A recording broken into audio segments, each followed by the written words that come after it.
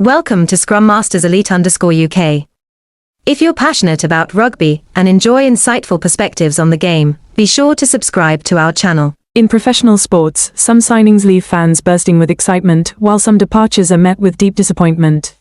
However, not every departure signifies an ending. Sometimes, it is simply another stage in an athlete's journey of growth.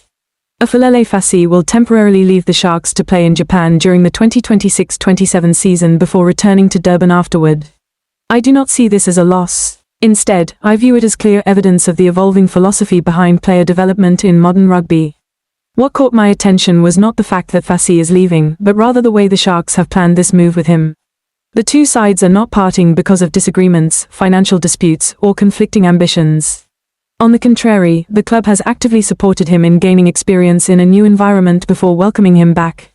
This reflects the mutual trust between the player and the club. Their relationship has grown beyond a simple employment contract into a long-term partnership built on shared interests and mutual benefit. From my perspective, this is a very progressive approach. In modern sport, trying to keep a player at all costs does not necessarily produce the best results.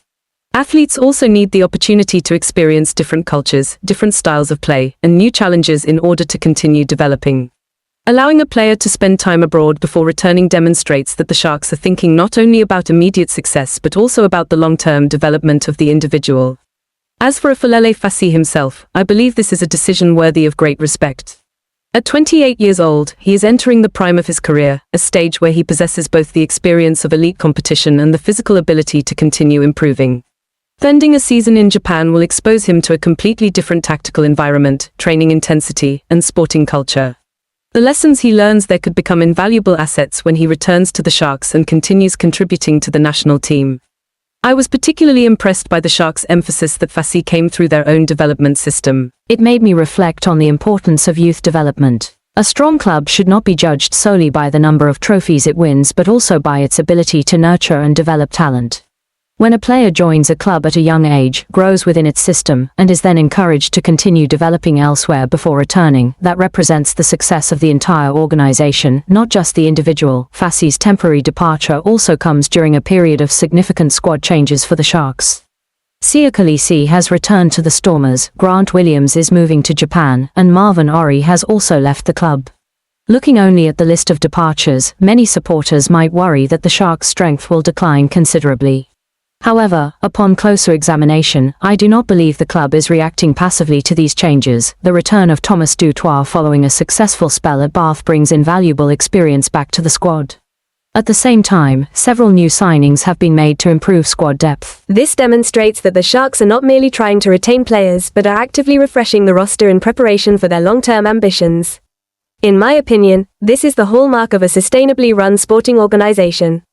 In professional sport, players naturally come and go. The real measure of success is not keeping the same squad together for years but building a system capable of replacing key players whenever necessary. Another aspect that I find especially encouraging is the opportunity this creates for younger players. When an international player temporarily leaves, a vacancy inevitably opens up. Yet that vacancy also represents an opportunity for emerging talents to prove themselves. Zekethelo Sayaya is expected to receive more playing time, while Jacko Williams should also have greater opportunities following his national team call-up. This is one of the most familiar cycles in sport. If senior players never moved on, the next generation would struggle to develop. This also reminds me of many other aspects of life. Any organization that wants to grow sustainably must be willing to create opportunities for the next generation. If important positions remain permanently occupied by the same people, innovation inevitably slows. When young people are given opportunities at the right time, however, they can achieve remarkable progress. I have also noticed that it has become increasingly common for South African players to spend time playing in Japan before returning home. Fassi is far from the first high-profile player to follow this path. Nor is this trend unique to South Africa. Players from New Zealand and Australia are also increasingly spending parts of their careers overseas before returning to their home countries. To me, this reflects the growing globalization of rugby. Today, coaching knowledge, training methods, and playing experience are no longer confined within national borders. Players can learn from different rugby cultures and then bring those experiences back to benefit their clubs at home. Viewed positively, this is essentially an exchange of knowledge between sporting cultures. Japan benefits from the presence of some of the world's best players, while those same players gain valuable insights from a new competitive environment. Ultimately, the overall quality of the sport improves. I also greatly appreciate the way the Sharks communicated this announcement to their supporters. They did not present it as a sad farewell. Instead, they made it clear that they are looking forward to Fassi's return.